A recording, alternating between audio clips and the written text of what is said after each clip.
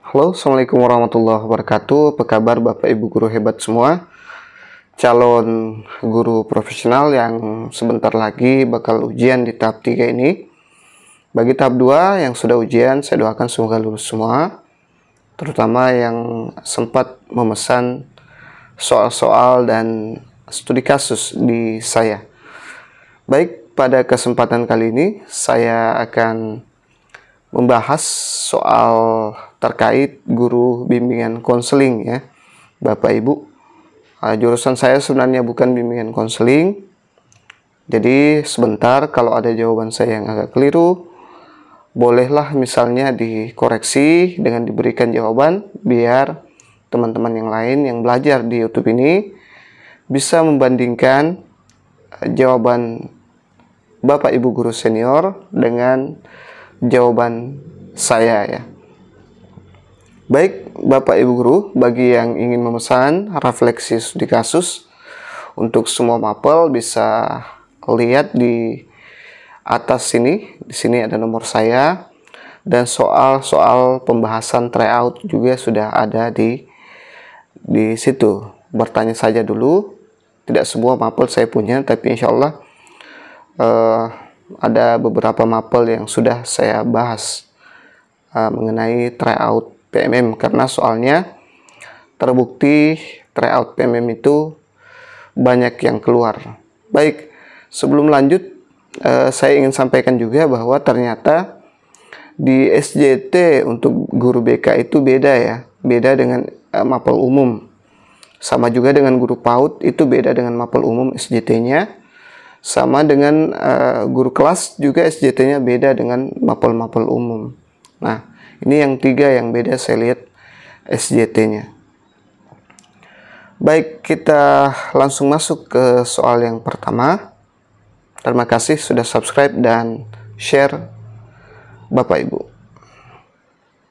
Andi dikenal sebagai anak yang sering tidak masuk sekolah. Sebagai guru BK, Anda sudah pernah memanggil Andi untuk diberikan peringatan, tetapi tidak berhasil. Oleh karena itu, Anda kembali memanggil Andi untuk melaksanakan konseling dalam rangka mengubah perilaku membolos. Apa yang akan Anda lakukan sebagai guru BK? A. Memberikan pemahaman pada Andi tentang pentingnya sekolah bagi masa depan. B. Mengeksplorasi kondisi orang tua serta dukungan mereka terhadap sekolah Andi. C. Mengeksplorasi perilaku bermasalah Andi beserta penyebab dan dampaknya. D. Berdiskusi konsekuensi yang akan diperoleh bila terus tidak masuk sekolah. E. Memberikan nasihat kepada Andi agar mau kembali masuk sekolah dengan gembira. Saya kasih waktu sekitar 10 detik kurang lebih Bapak Ibu jawab, kemudian setelah itu kita lanjut ke pembahasannya. Kalau dirasa terlalu cepat, Bapak Ibu guru boleh pause videonya.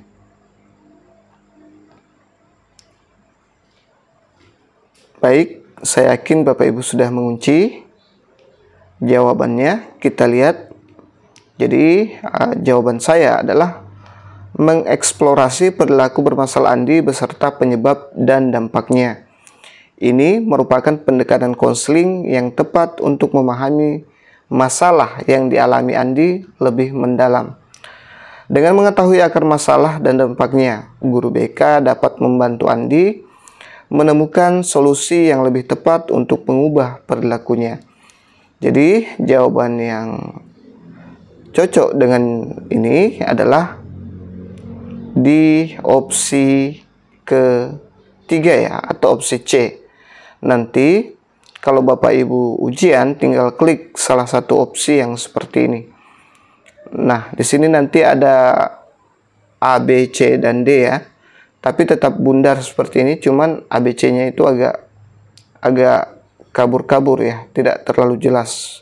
Seperti itu nanti yang Bapak akan alami, Bapak Ibu akan alami. Untuk guru BK yang lagi viral itu, saya suka sekali videonya terkait dengan video Ukin yang dia buat ya. Mungkin dia lagi bercanda setelah capek serius, tapi sangat menghibur Bapak Ibu guru. Baik, kita lanjut ke soal berikutnya. Desi menceritakan pada guru BK bahwa ia mau pindah sekolah karena tidak ingin bertemu dengan guru matematika. Ia malu dan takut masuk kelas karena minggu lalu dipermalukan di depan kelas ketika tidak bisa mengerjakan soal di papan tulis. Desi meyakini bahwa pengalaman buruk dipermalukan oleh guru matematika membuktikan bahwa ia bodoh dan tidak bisa memahami matematika. Meskipun itu mudah, menurut Anda, apa distorsi kognitif yang dimiliki oleh Desi? A. Jumping to conclusion. B. Black and white. C. Mind reading. D. Emotional reasoning. Dan E. Overgeneralization. Kira-kira yang mana nih distorsi kognitif yang dimiliki oleh Desi ini? Saya yakin Bapak Ibu guru senior di BK pasti paham ini. Langsung bisa jawab ya. Baik Bapak Ibu, kita lihat jawabannya. Saya yakin Bapak Ibu sudah mengunci. Nah, jadi dia di sini overgeneralization ya. Generalitas berlebihan. Desi meyakini bahwa satu pengalaman yang buruk dipermalukan di depan kelas matematika membuktikan bahwa dia tidak bisa memahami matematika secara keseluruhan. Overgeneralization terjadi ketika seorang menarik kesimpulan luas dari satu kejadian atau pengalaman negatif. Dan dalam kasus ini, Desi mengeneralisasi bahwa dirinya bodoh.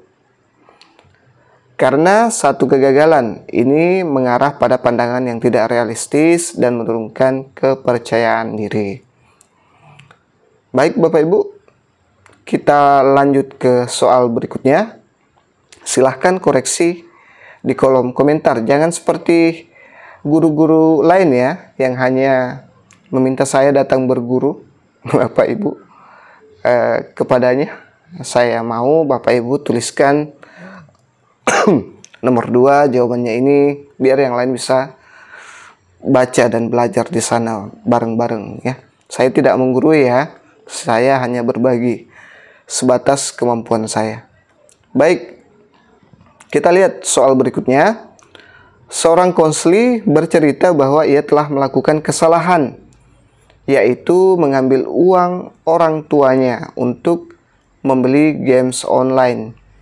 Ia merasa takut dan bingung untuk menceritakan ini kepada orang tuanya. Apa yang dapat guru BK sampaikan untuk memperlihatkan bahwa ia menampilkan unconditional positive regard terhadap masalah konseli? A. Apa kamu memahami konsekuensi mengambil uang orang tuamu untuk membeli games online? B. Kamu merasa bersalah telah mengambil uang orang tuamu membeli games online? C. Coba kamu bayangkan bagaimana perasaan orang tua kalau tahu kamu mengambil uang mereka. D. Kamu bingung bagaimana mengembalikan uang orang tua yang telah kamu ambil. Dan D. Kamu tertekan dengan kondisi orang tua yang melarangmu membeli games online. Silahkan dijawab Bapak Ibu.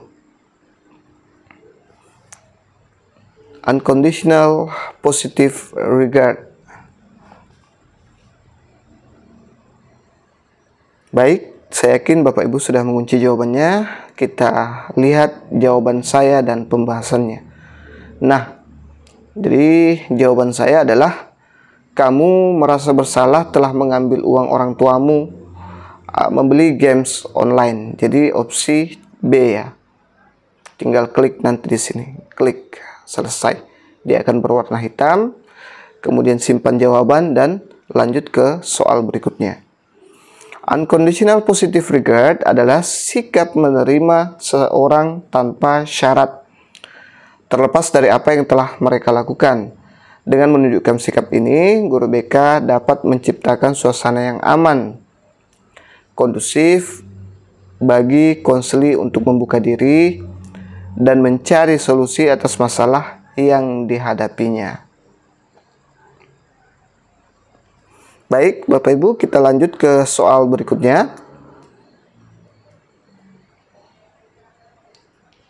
Rini bercerita pada konselor bahwa ia merasa sangat cemas karena harus presentasi proyek individu yang dikerjakan di kelas IPS. Respon empatik apa yang dapat ditunjukkan oleh konselor? A. Mari kita bayangkan apakah mempresentasikan proyek mata pelajaran IPS di depan semua teman di kelas menakutkan? B. Ibu yakin kamu pasti bisa mempresentasikan proyek mata pelajaran IPS di depan semua teman di kelas. C. Apa yang kamu takutkan untuk mempresentasikan proyek mata pelajaran IPS di depan kelas? Begitu saja kamu takut. C. Kamu merasa cemas karena harus mempresentasikan proyek mata pelajaran IPS di depan semua teman di kelas. E. Bila kamu mempersiapkan diri untuk mempresentasikan proyek mata pelajaran IPS di depan semua teman di kelas, pasti kamu bisa. Nah, Bapak Ibu, silahkan dijawab dulu. Sambil Bapak Ibu jawab, bagi yang ingin memesan soal ini dan pembahasan lengkapnya, silahkan pesan ya. Silahkan chat saya di nomor yang tadi, kemudian ada di deskripsi juga, di komentar juga. Apa lagi yang saya ingin katakan? Saya lupa Bapak Ibu. Baik, kita lanjut ke jawabannya. Nah, ini dia. Ibu yakin kamu pasti bisa mempresentasikan proyek mata pelajaran IPS di depan semua teman di kelas. Alasan pilihan ini adalah karena pernyataan ini memberikan dukungan yang positif dan optimis. Konselor meyakinkan Rini bahwa ia memiliki kemampuan untuk berhasil dalam presentasinya. Pendekatan ini lebih bersifat memberi motivasi langsung perasaan kecemasan yang dirasakan Rini, yang mungkin membuatnya merasa lebih didorong secara positif untuk mengatasi rasa takutnya. Jadi ini dia cemas, kemudian dikasih motivasi ya. Baik Bapak Ibu Guru, kita lanjut ke soal berikutnya. Ini dia. Jangan lupa subscribe, like, dan bantu share ya Bapak Ibu. Guru BK memanggil siswa yang dilaporkan oleh guru mata pelajaran fisika karena sering keluar kelas hingga akhir pelajaran. Pada awal pertemuan, Guru BK menyampaikan, ibu memanggil kamu karena ingin membantumu. Bagaimana perkembangan pelajaran fisika kamu? Apa tugas-tugas sudah kamu kerjakan? Respon konselor tersebut tidak tepat karena A. Tidak membangun hubungan dan langsung pada permasalahan. B. Tidak menyebutkan asas-asas dan prinsip bimbingan dan konseling. C. Tidak memberi salam dan perkenalan di awal pertemuan konseling. D. Langsung mendorong konseli untuk memikirkan tugas-tugasnya. Dan E. Tidak membangun kesadaran konseli akan tugas-tugasnya. Silahkan dijawab Bapak Ibu. Insya Allah setelah ini saya akan bahas ekonomi atau geografi ya Bapak Ibu. Itu soal yang saya punya saat ini. Nanti akan dilanjutkan lagi soal-soal yang telah dibahas sesuai permintaan terbanyak di komentar dan penonton terbanyak. Baik, kita lihat jawabannya, yaitu tidak membangun hubungan dan langsung pada permasalahan. Dalam sesi konseling, penting untuk terlebih dahulu membangun rapport dengan konseli agar suasana menjadi nyaman dan terbuka.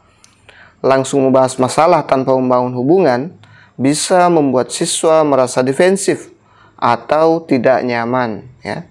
Sebaiknya konselor membuka pertemuan dengan salam, perkenalan, ya, dan obrolan ringan untuk menciptakan kepercayaan dan rasa aman sebelum membahas isu-isu yang lebih serius seperti tugas dan masalah belajar. Jadi, jawaban yang tepat di sini adalah opsi A, ya. Klik A. Dia langsung ke permasalahan tanpa menjembatani dulu. Baik, kita lanjut ke soal berikutnya. Jangan lupa subscribe, like, dan bantu share. Kalau Ibu share sebanyak-banyaknya, banyak yang nonton, bisa jadi BK yang kita lanjutkan dulu dibanding bahasa Indonesia, PAUD, ataupun IPA, ya. Yang tertinggi saat ini bahasa Indonesia, dan ada 3, ya, PAUD dan IPA. Dalam sebuah konseling kelompok, konselor berkata, "Baik, mari kita fokus tentang perasaan yang kalian rasakan dan bagaimana kalian dapat mengubah pikiran negatif yang selalu kalian katakan pada diri sendiri. Silahkan kamu tuliskan di atas kertas pikiran yang selalu muncul. Kita akan belajar bagaimana mengatakan pada diri sendiri bahwa pikiran itu tidak benar." Rencana konseling kelompok yang akan dilakukan konselor adalah mengatasi overthinking yang dialami peserta didik dengan pendekatan reality therapy, ya. Keputusan konselor tidak tepat karena A. Untuk mengatasi overthinking lebih cocok dengan pendekatan kognitif perilaku. B. Pendekatan yang sesuai dengan masalah pikiran yang mengganggu adalah Gestalt therapy. C. Reality therapy lebih cocok untuk mengajak konseli berpikir sesuai realitas. D. Mengatasi masalah overthinking lebih tepat menggali masa lalu dengan psikoanalisis. Dan E. Overthinking lebih cocok diatasi dengan person-centered therapy untuk meningkatkan real self-nya. Silahkan dijawab Bapak Ibu.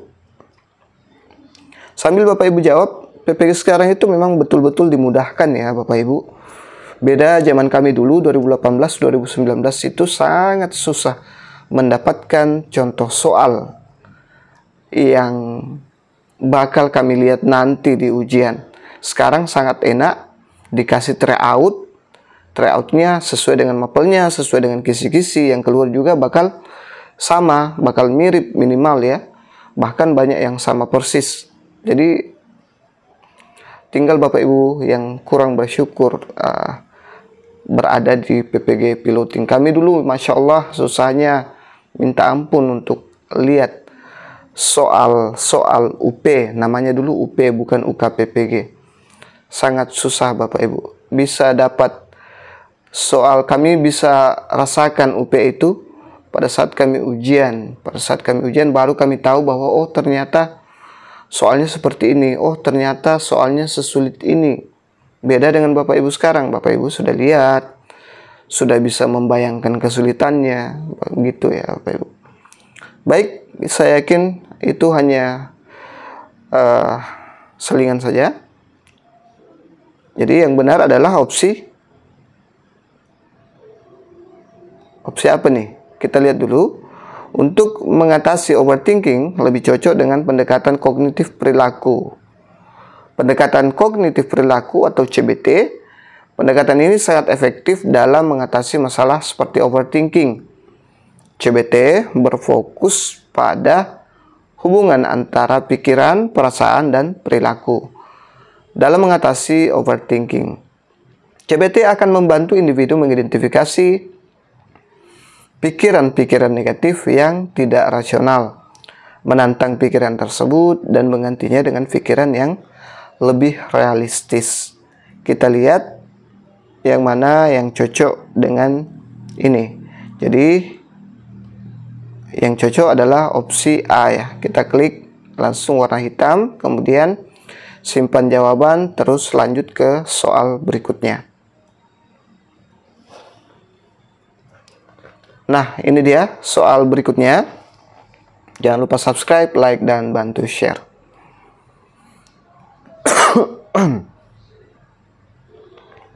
Guru BK meminta 10 anak yang dirujuk oleh wali kelas karena mendapat nilai yang tidak mencapai standar kompetensi yang diharapkan. Setelah melakukan asesmen, guru BK menemukan bahwa mereka tidak memiliki rutinitas belajar dan lebih banyak menghabiskan waktu dengan bermain games, berselancar di media sosial, atau mengobrol dengan teman di sekitar rumah. Bagaimana tentang implementasi pendekatan konseling yang cocok untuk meningkatkan kemampuan peserta didik dalam menyeimbangkan waktu bermain dan belajar di rumah? Klik pilihan benar atau salah untuk setiap pernyataan yang sesuai.